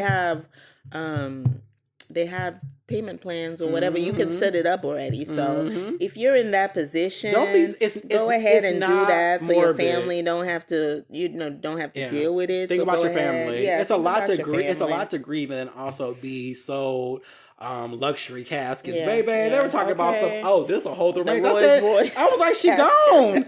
What am I holding remains for? She gone. The Rolls Royce Talking about, oh, her body caskets. won't decay. Okay, Ain't it is it gonna bring her supposed back? Can she fry that chicken still? Like, if It you is don't get out of my supposed to face, decay. we'll I'm take this telling nice you. rolls one over here. Oh my It's like buying a car. It Those- is. they're crooks But it's a too. business, like It's a you said. business. It is a business. So I told my it business is manager, I what said, it is. listen, I said, plant a tree, have a memorial, And because I that's want how people I to would have be a too. moment. I would. But the rest of the money, I was like, enjoy it. I think for me, Fuck them bills, though, girl. I'm Okay. dead. Fuck them bills. listen, call them jokers. gone. He gone, she gone. But I like to have. I mean, this kind of opens me up. My kids are grown now, 16 and 18. Ooh, they about to be some heartbreakers. So, boy. I'm- Mwabi sons are fine, y'all. Yes, Uh, babies, I know, child. I had somebody put she a did, little. She did very well. She did very well with her children, Them y'all. gene child. Them gene pool. I have They about grown to- women they about- lusting after my sons. They about to run the game, y'all. My poor children. But I this kind of opens me up to that conversation with them since they've seen it. Yeah. You know, I think when they were younger, it would have been a tougher conversation. But now I'm gonna be like, yo, what do you want? And then since they're still young, be like, look at here. It'd be a lot of money. I need y'all not to go crazy. You know what I mean? Like the good thing about this day and age, you can write it all out. You know what I mean? So, and if you notarize that bad boy or have a will, just do I it know all you. out. Your shit gonna be to the T. Listen to the letter. The way you detail manifestation. Listen, on your birthday, this is how much. Hers is literally gonna be all like, "Now wait, stop crying." Okay. AJ, smile more. Okay, It's I'm gonna be like, listen. Do not. You better not. I know you want to go buy 10 Right. pairs of Jordans. You better She not said do you that. can get two. Shoot. 2 a year. How about that? Yeah, I'm not gonna you gonna be so detailed. I already know. am. And I'm gonna be so detailed. Lord forbid this is anytime soon. And But it's if gonna I be a small funeral if I have anything to too. do with it, I'll be right there. Like, I know your mama. Don't be. Okay. Let me know. While you're playing, What's you're gonna the- have a letter. You're Right. gonna have a letter. Kevin, Go make see sure. Kevin. This is what I asked him to do. Make sure this is. But that's real though. Don't play. It's real, and you have to do that. We don't. Is it our community or people in general? We just don't like to talk about We it. don't talk about it, but it's but important. it's so necessary. And think about your family that has to deal with it It's so after necessary. you're gone. Yeah, it's so necessary. You And have and look, to- because listen, the GoFundMe's aren't cute, y'all. Ooh, they're not. They're not cute, but, and you it's know, hard. It happens. It's so hard. You know, but just and life insurance is actually very affordable when you're healthy. Serious. It's like let me give this tip mine's real like quick. $8 a month. Through work or through This yourself? was no the one my Oh, mom your got me. had. The one through work, you know. Plus Yeah, I have and two. I was gonna say your work It's one so has one. it's so inexpensive when you're healthy, Yep. but anytime you have like an ailment.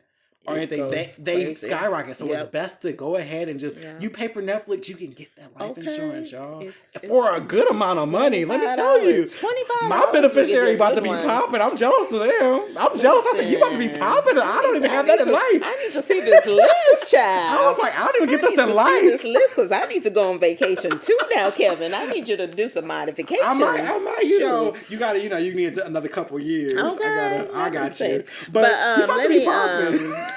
Shoot, maybe we need to all go on the 6 best friends. Let's go on the vacation. You know, that will be cute. Set that up. Shoot, Y'all going to go vacation. It's gonna we be need to popping. go, and then we could just talk about you the whole Right, time. that's fine. Enjoy, but talk about me. Yes, Girl. we Mhm. gonna Only have us a positives, good though. I'll haunt time. you. I We will gonna haunt have- you. No, I will don't haunt you. But let me give this tip. if your parent, your family member, you yourself, if you feel like there's something wrong with you, again, you listen to your body, right? So you'll know. Make sure everything is in order before you go to the doctor. Because in this wonderful country of ours, if you have an ailment of any sort, if it's a condition, then you try to start getting your life insurance and stuff in order, you can't get it. Nope.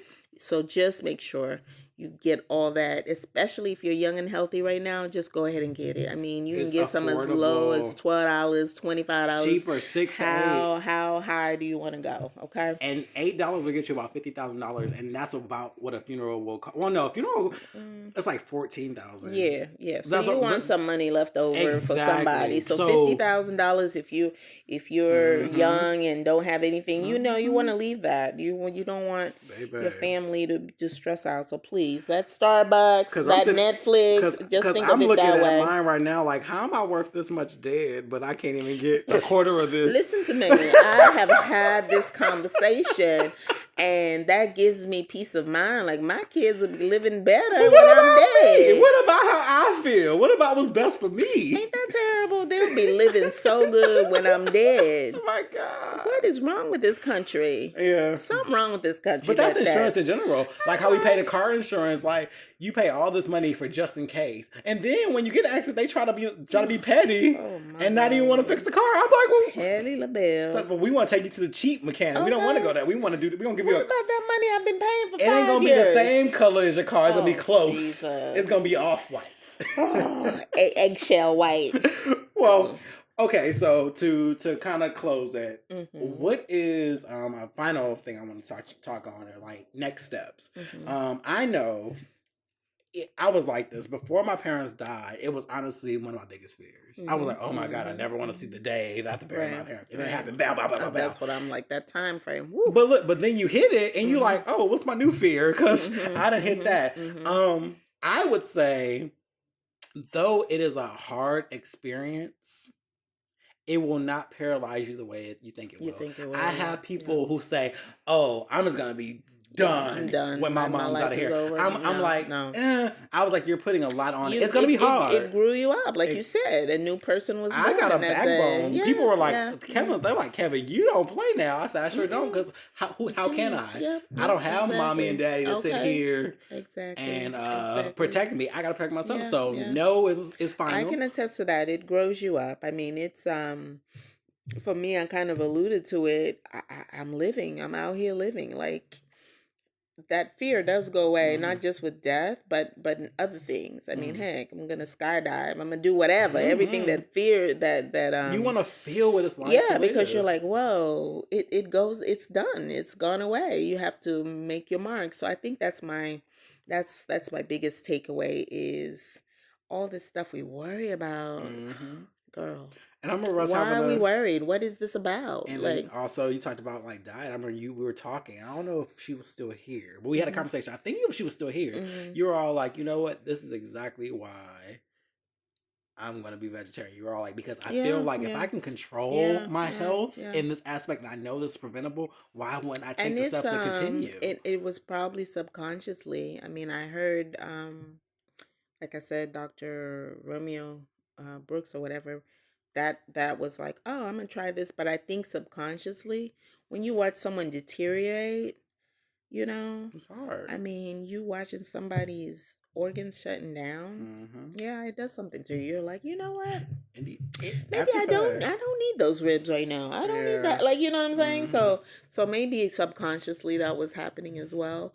But that's definitely something that I'm conscious about now. Like, if there's enough. If someone tells you, drink green juice every day, or else Mm-hmm. this is what's going to happen to you. Your body's going to shut down. Then I'm drinking green Well, juice. because You know, it's preventative. Yeah, That's why they yeah. call it preventative care. Yeah. That's why you go to the doctor, you get that free preventative physical Right, every year exactly, because exactly. it's you're staying on top of it. And like my mom dying of heart disease once again. That's red meat. That's all these things. Diabetes runs in my family, and it's like I don't want to take the shot every day. I don't want to have to go through that stuff, especially if I can help it. So diabetes, you're losing toes and feet Listen. and legs. I mean, it's a lot. And that's what it is. So next steps is live your best life. Live your obviously, best life. Be Oprah out here. Yeah, think about your And legacy. like my new favorite hero, Yvonne Orji, because why not? That's been my motto all year. Anytime I feel fear, that's what I go to, because why not? Have I shared you my phrase of this year? What My phrase this year was acknowledge the difficulty and do it anyway. Do it anyway. That's right. That's the original, by the way. That is mine. Hello, original. Do it anyway. No, because it's real. A lot of times you it's like, oh, this is so difficult. Or this is this. Okay. I think it was a song lyric. Is it India? Feel the fear and do it anyway. Oh, like so it's just because the fear is going to be there and the difficulty is going to be there. Show respect to it. We're not saying it's not hard, but we're not. It's not impossible either. Yep. Acknowledge it and do it. Do it. That's true. And that's real. True. Live your best life. That's true. And that's what we all need to do. Live our best lives. But we were not put here to pay bills and die. Oh, baby. We were not. Pay bills, deal with fuck niggas and die. There we go. The audacity. The audacity of these niggas. You wasting my limited life with this shit? I'm gonna start saying that. You got the audacity to waste my limited life? Listen, Obama didn't say the audacity of hope. Kevin flipped it to the audacity of these niggas. Jesus. But it's true. The audacity. Like, what the fuck is wrong with you? That's something wrong with them. But live your best life. Yeah, y'all. I think it grows you up. That's what it is. A lot of these things, like, before that, you would have tolerated fuck niggas more. Now it's like, yo, I got things to do. But there's also a beauty in death too, because there's a certain, like, I think the thing I loved was, and though it was short lived, my family came together in a way that hadn't happened in a long time because all the death that was happening back to back. So now you're seeing more reunions. You're seeing more people getting together to play cards. You're seeing more people to get together because it shows you the fragileness of life. Right. And there's a beauty in that. It brings a certain connection, it pushes you together. And that's a benefit. Listen, I know family. We're not all born into, well, no. My pastor said it Sunday and it stuck with me. He said, respect your parents. And then he said, listen, I know not everyone gets along with their parents. Relationships are complex. I mean, we've been through all kinds of stories, but something he said really stuck with me. He said, it was by design that they're the ones that brought you into the world. Okay?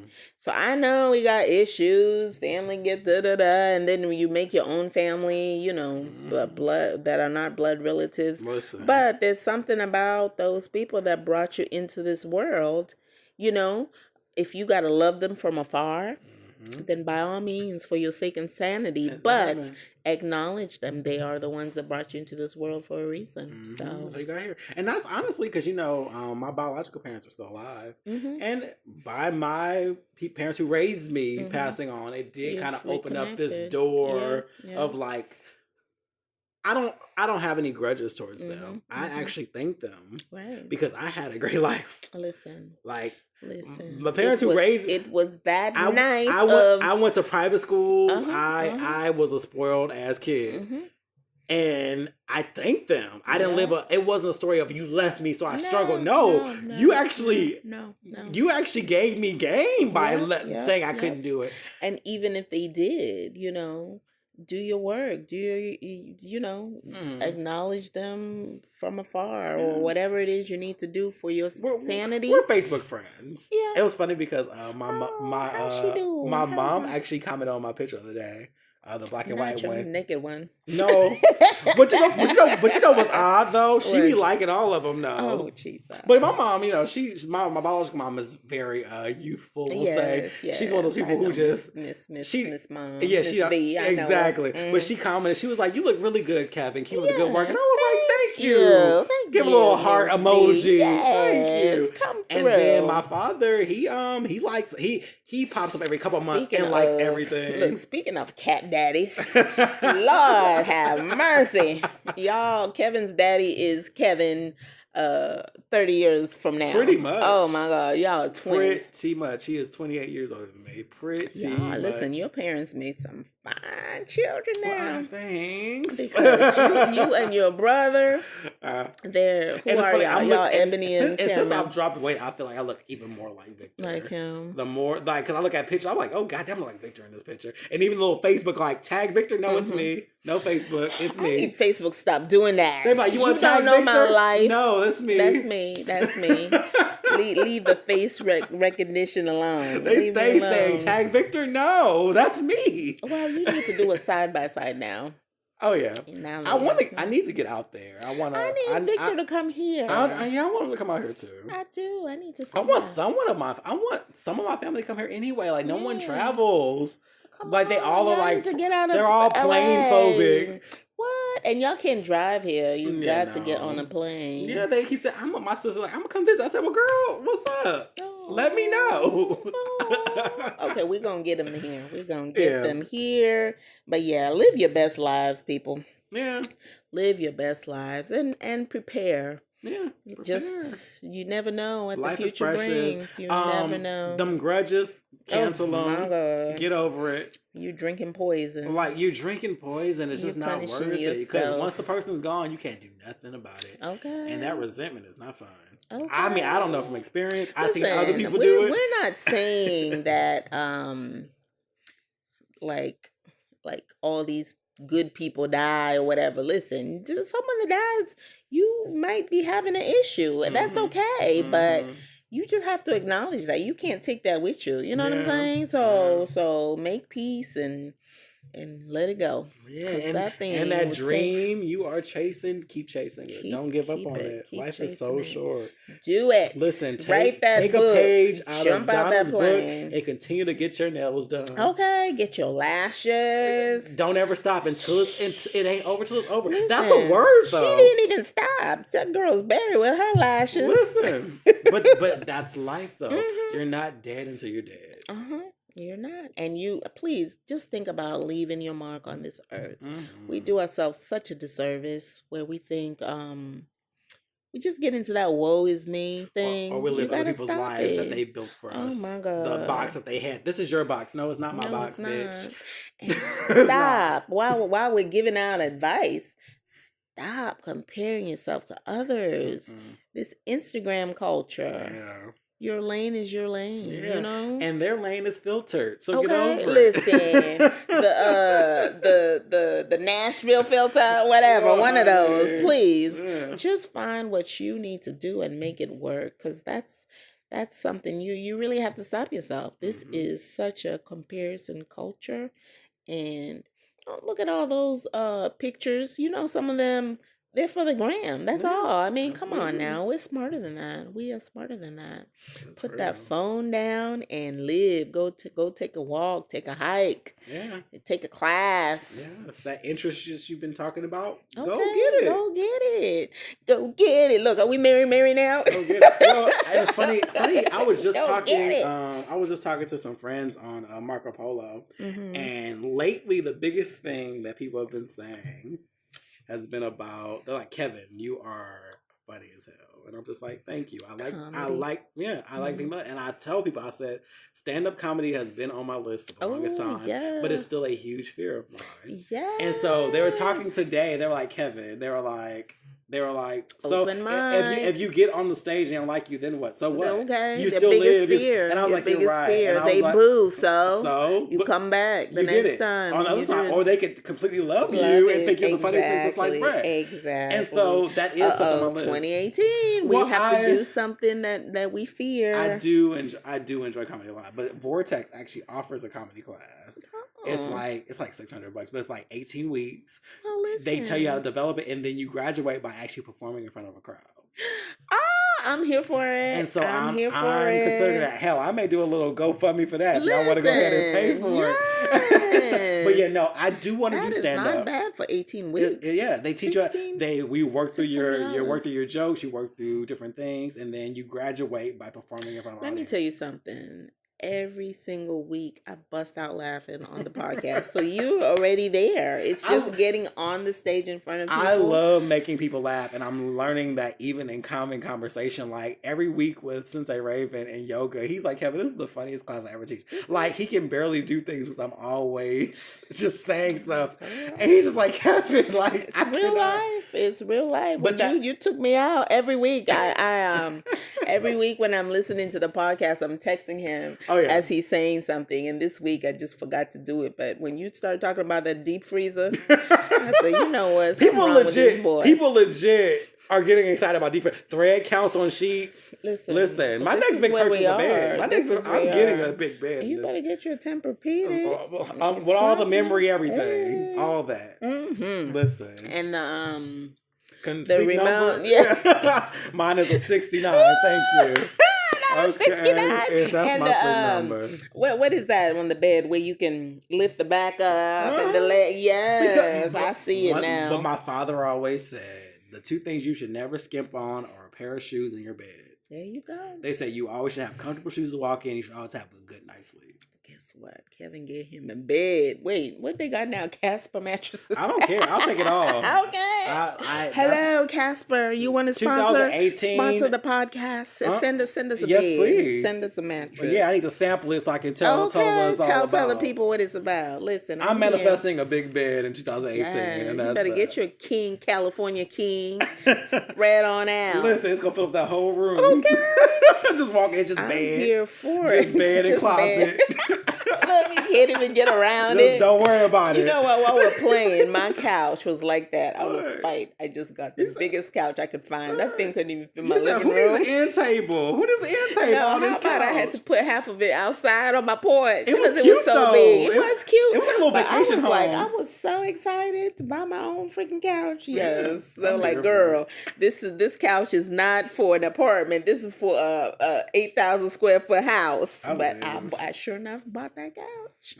Sure did buy it. Well, that's a nice high moment. So we'll end there. Yes. Tell the people where they can find you. Well, I am actually writing for Curly Nikki now. She's writing now. She's writing. On a big blog, y'all. She getting numbers. Yes. So I am a contributing writer for Curly Nikki. Mm-hmm. And you write the deep stuff good. Too. You was like, so about this. Don't I? I just turned in something today. I don't know if she's gonna publish it or not. We'll see. You know how that writing thing goes. But it was about Michelle Obama's comments about sons. Yeah. Mm-hmm. So we shall see. CurlyNikki.com. Yes, and if it gets published or something, one of my stories, I'm sure Kevin will put the little link in there. You know, I'm here for it. Okay. I would like share. We support the passion. We do. So yeah, I am writing more, and I will say, Kevin knows that I've been talking about writing a book forever. And it's already written, and I do think that now. I mean, my sister was one of my biggest cheerleaders, so that has given me that push. So you do it for them. Have to find time. The holidays are coming up. I'm not booed up, so while everyone's out there having fun on the holidays, maybe I'll write. 15 minutes a day. Get this. Actually, I just have to organize. It's done. Yeah. I literally just have to put this thing together. So that's what I'll do. That's my biggest fear. And Kevin, I've been telling Kevin to be my maid coach for dancing, you know. Yes. So one day, maybe that'll be 2018. I gotta get an 8 count in. You know. Get that 8 count. Yes. Maid coach. They need to bring that back. Maid was cute. That was a cute show. I want to be maid. What would so I guess comedy would be yours? Absolutely. That would be what you need a maid coach for. Well, what would y'all need a maid coach for? It's so cute. Right. I don't know if it was even a coach. It's just I gotta get over that fear. But that's kind of what the coach does. Just Yeah, build it's you up really a bit. matter of me just getting up there and just being like, fuck it. Because I mean, I'm good on the seat of my pants. That's how I am. Like, my comedy is conversational. It's never written in advance. It's very much like there. But yeah, it's just a matter of just getting out of my own way. And isn't that it? Isn't that just it for everything? We just got to Everything. get out of our own way. I mean, this has been an amazing year for me in general when it comes to all things, whether it be photography. You have blossomed. But it was me getting out of my own way and being like, okay, maybe I am better than I think I am. Because you know we keep ourselves in these boxes. I told Kevin this earlier. You gotta have Godfidence. Yes, Godfidence. I love that. Or Buddhafence, whatever. Who else? Yeah. Whatever your thing is. Yeah. Have confidence in that. And be consistent. You had a show on that, didn't you? Listen, it's important. Be consistent. So that's what it is. We're gonna get this done. And you be hearing from us. Yes. I'm not really on Twitter. Yeah. I'm really on Twitter. Let's just go with the Curly Nikki. CurlyNikki.com, and Facebook. I think Facebook. Kevin will link me. Well, listen, and all y'all that. see her tagged in something, child. Yeah. It'll be all right. Well, you guys already know the World of Kevin and the Outline podcast. Everything's there. Remember, I know this was a deeper episode, but there were some tokens. Yeah. Where make sure you find your favorite quote from me or Mwabi and post that quote along with the hashtag, the Outline Podcast, and a link to the show. Share it with your friends. Keep doing what you're doing and have a great week. Live your best life. Live your best life. Live And your I best will life. talk to you all next week. Bye-bye.